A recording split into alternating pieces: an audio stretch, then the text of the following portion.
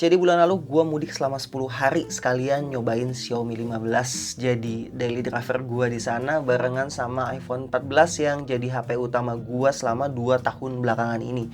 Jadi tanpa berlama-lama gue mau ngasih kesan gue menggunakan Xiaomi 15 ketika mudik.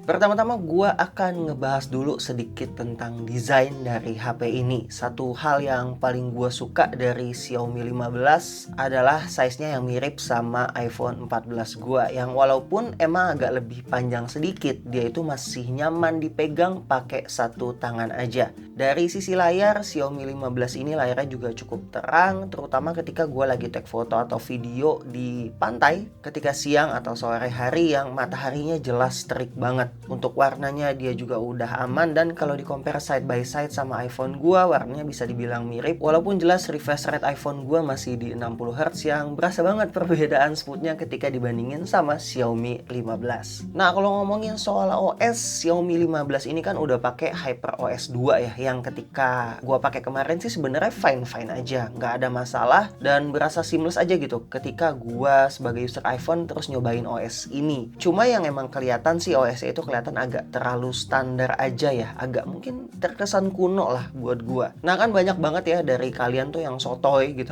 terus komen di video gua ketika HP ini launching yang katanya HP ini tuh banyak iklannya, dan ternyata setelah gua coba, gua sama sekali nggak nemu iklan sama sekali. Walaupun Get Apps itu tetap ada, tapi tiap mau install aplikasi kita nggak diarahin ke sana. Terus wallpaper carousel juga ada, tapi gua nggak pernah dapat prom buat nyobain aplikasinya.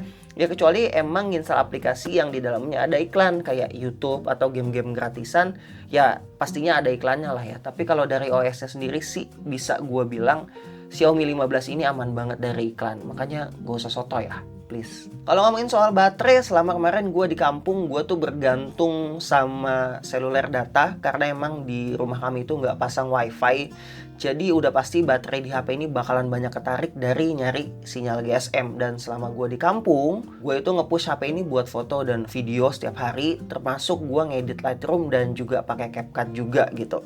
Dan surprisingly baterainya masih tahan seharian dari ngelepas charger pagi-pagi sampai gua mau tidur lagi. Dimana iPhone gua itu setengah hari aja udah lowbat, padahal gua pakai buat kebutuhan yang mirip-mirip lah walaupun nggak seintens si Xiaomi 15 ini. Jadi kayak gua berasa banget perbedaannya ketika dari Apple nyobain Xiaomi. Oh, baterai Apple sejelek itu ya.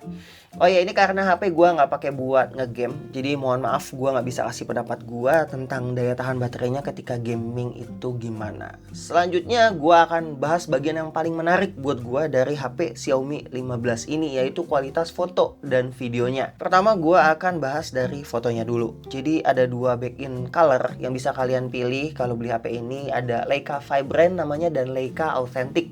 Warna dari Leica Vibrant itu lebih saturated, color hue-nya itu lebih ke arah yellowish, color lightness-nya itu dibuat lebih cerah, termasuk orange, merah, dan magentanya itu juga dikasih color boost yang sama. Overall, secara gampangnya bisa gue sebut warna yang dihasilkan dari Leica Vibrant ini udah story ready lah gitu ya. Sedangkan untuk yang authentic, warnanya itu less saturated dan ada kayak vignette ya di sekitaran fotonya, di ujung-ujung frame-nya, sehingga foto yang dihasilkan itu kesannya lebih moody, lebih deep, dan cocok banget buat street photography gitu. Selain itu, kalau misalnya mau foto portrait yang lebih natural warna skin tone-nya, gue bisa saranin pakai yang authentic ini dibandingin yang vibrant. Untuk kualitas setiap focal length-nya, yang jelas yang satu kalinya tentunya punya kualitas yang paling oke ya, karena emang sensornya lebih gede dibandingin lensa wide angle dan juga telefotonya. Lensa telenya ternyata oke juga, tajam dan depth-nya juga kelihatan ya, walaupun belum punya periscope lens kayak di Xiaomi 15 Ultra. Dan untuk selera gue sih 60mm nya ini rada tight ya, karena gue sendiri sebenarnya lebih suka yang focal length di 50mm atau normal focal length. Untuk lensa 17mm nya atau ultra wide angle-nya itu fine-fine aja, sharp juga, dan hasil fotonya juga bagus-bagus juga bisa kalian lihat di layar, terutama ketika scene-nya lagi terang. Cuman kalau lagi di tempat gelap, sama dengan lensa telefotonya, hasilnya bakalan lebih noisy dibandingin lensa utamanya karena sensor size-nya emang lebih kecil. Dan untuk settingan foto yang gue pakai, biasanya SDR-nya gue nyalain, exposure value-nya gue set di minus 0,3, warnanya gue set di Leica Vibrant, kemudian grid line-nya gue nyalain supaya framing-nya lebih gampang. Nah, lanjut ke bagian video. Sebenarnya yang tadi gua udah bahas di bagian foto berlaku juga ya untuk di bagian video.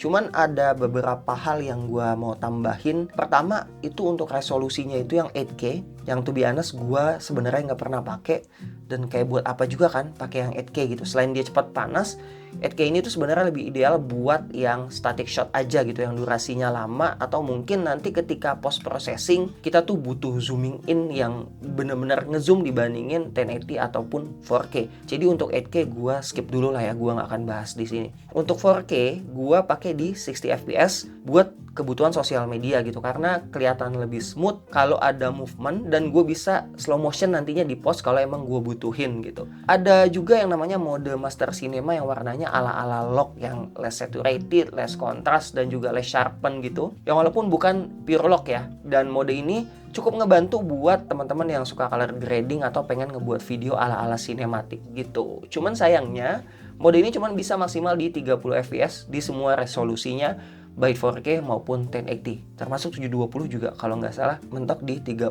fps. Untuk stabilisasinya sendiri sih sebenarnya cukup oke ya. Gue ada compare sama iPhone 14 gue, dan surprisingly si Xiaomi 15 ini bisa perform lebih bagus. Anyway, ini iseng-iseng ya kita ngebuat perbandingan antara iPhone 14 dengan Xiaomi 15 ya. Ini wide kamera. Oke, jalan hasilnya kayak gini.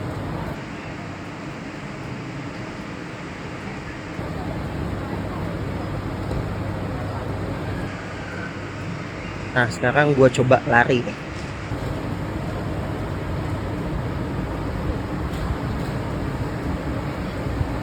Nah, gimana tuh hasilnya?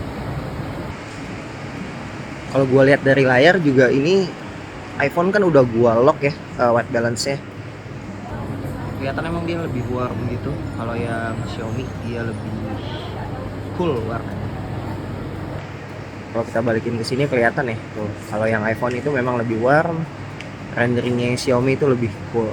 Nah, sekarang gue nyobain yang 05 di iPhone dan 06 di Xiaomi ya. Nah, kalau misalnya gue lihat di layar sih warnanya tetap renderingnya sama ya, iPhone itu lebih warm gitu. Terus kalau gue bawa jalan, ini jalan biasa ya, nggak ninja walk, kelihatan di Xiaomi lebih stabil loh, gokil. Ini jalan biasa, sekarang gue ninja walk pelan. Terus gua coba lari. Wah, kalau dilihat di layar sih bagusan Xiaomi ya. Cuman nanti kalau misalnya gua lihat di PC lebih kelihatan nih. Jadi seandainya yang si Xiaomi ini lebih stabil, apakah kayak jaggy gitu? Ataukah natural nih, kayak misalnya di iPhone ketika lari dia memang goyang gitu. Karena emang secara sensor Xiaomi 15 ini punya sensor yang lebih gede ya dibandingin iPhone 14, jadi ya wajar gitu. Dan untuk mode portraitnya dia itu punya dua back-in color juga. Yang pertama itu Master Portrait dan juga Leica Portrait. Kalau gua sendiri lebih prefer yang Leica Portrait, terutama buat skin tone orang Indo, karena warnanya lebih natural dibandingin Master Portrait yang lebih kemerahan. Artificial blurnya juga oke, rambut-rambut alusnya itu masih terretain dengan baik di sekitaran f4, atau kalian bisa pakai f28 untuk yang rambutnya lurus. Tapi kalau gue bilang jangan pakai yang f095, karena memang walaupun bokehnya itu lebih wow gitu, cuman bakalan kelihatan ngaco ya depthnya. Buat yang mau lebih advance, ada ProMode yang ngebuat kita itu bisa ngatur shutter speed, focus point, ISO, dan white balance secara manual. Dan mode ini tuh bagus banget buat kalian yang pengen foto produk, foto landscape, sampai foto astrofotografi yang kayak gue lakuin ketika gue mudik kemarin. Di mode ini kita juga bisa milih format RAW, dan bahkan ada ultra RAW-nya juga, jadi lebih ada ruang buat kalian yang suka post processing di Lightroom. Untuk pro videonya juga guna banget, misal kita mau setting shutter speed di 2 kali fps biar bisa dapat natural motion blur yang bisa bikin video ini bisa jadi lebih sinematik ya. Untuk overall sih selama gua pakai, yang gua rasain adalah dari sisi desainnya itu gua suka banget, minimalis, bisa dioperasiin pakai satu tangan, kemudian layarnya cukup terang, baterainya awet, OS-nya juga cukup simple. simple, nggak ada iklan-iklan yang pasti. Dan untuk performa foto videonya gue juga cukup puas dan bisa ngerekomendasiin Xiaomi 15 ini buat jadi daily driver OS Android kalau kalian suka sama form factornya iPhone non Pro yang secara size-nya sebenarnya cukup mirip. Buat ngonten juga bisa banget karena gua blind test di Instagram Story dan Reels, nggak ada yang notice gua itu pakai iPhone 14 atau Xiaomi 15 ini. Itu aja pengalaman dari gua pakai HP ini selama gua mudik kemarin. Gua harap video ini bermanfaat buat kalian yang mau beli HP ini, terutama kalau kalian pakai iPhone sebagai daily driver kalian. Kurang lebihnya mohon maaf, see you on the next video. Assalamualaikum warahmatullahi wabarakatuh.